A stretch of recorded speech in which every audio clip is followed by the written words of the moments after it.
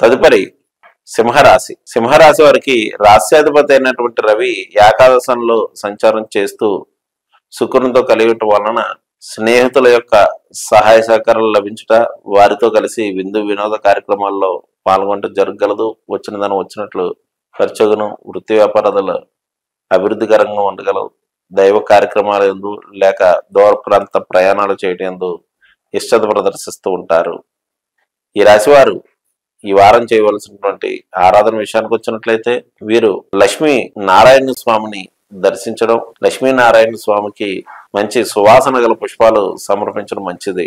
రెండవ వారం విషయానికి వచ్చినట్లయితే వీరికి ఏ స్థానంలో బుధ శుక్రుల యొక్క సంచారం వలన ఆర్థికపరమైనటువంటి విషయాల్లో ఇబ్బందులు తలెత్తే అవకాశం కలదు. ముఖ్యంగా విందు వినోద కార్యక్రమాల్లో పాల్గొనడం, అలాగే స్పెక్యులేషన్ రంగం వారు ఎవరైతే ఉంటారో వారు అనవసర పెట్టుబడులు అనేటువంటి పెట్టడం వల్ల ఆర్థికపరమైనటువంటి విషయాల్లో లాస్ అవ్వడం, తదితర అంశాల వల్ల కుటుంబంలో మనశ్శాంతి తక్కువగా అవ్వడం, జీవిత భాగస్వామితో భేదాభిప్రాయాలు ఏర్పడడం, తద్వారా అనారోగ్య సమస్యలు కూడా వేధించేటువంటి అవకాశాలు కనిపిస్తున్నాయి.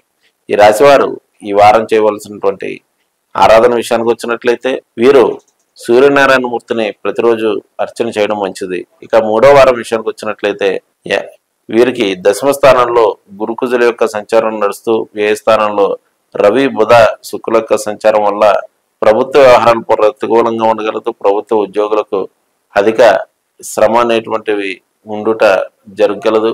వృత్తి వ్యాపారాలు అభివృద్ధికరంగా ఉండడం, జీవిత భాగస్వామితో భేదాభిప్రాయాలు నడుచును. ఈ రాశివారు ఈ వారం చేయవలసినటువంటి ఆరాధన విషయానికి వచ్చినట్లయితే వీరు ప్రదోష కాలంలో శివాలయ దర్శనం చేసుకోవడం మంచిది. ఇక నాలుగో వారం విషయానికి వచ్చినట్లయితే వీరికి జన్మరాశిలో బుధుని యొక్క సంచారం సుఫలితాన్ని ఇవ్వగలదు. చేపట్టినటువంటి వ్యవహారాలన్నీ కూడా పూర్తి చేస్తూ ఉంటారు. వృత్తి వ్యాపారాల అభివృద్ధికి నూతన మార్గాలు అన్వేషించుట, అలాగే వాటికి సంబంధించినటువంటి పెట్టుబడి విషయాల్లో రుణములు చేసేటువంటి అవకాశాలు ఎక్కువగా ఉన్నాయి. ఈ రాశివారు ఈ వారం చేయవలసినటువంటి ఆరాధన విషయానికి వచ్చినట్లయితే వీరు అమ్మవారి యొక్క స్తోత్ర పారాయణం, దైవ కట్కమాలను పఠించినట్లయితే మంచిది.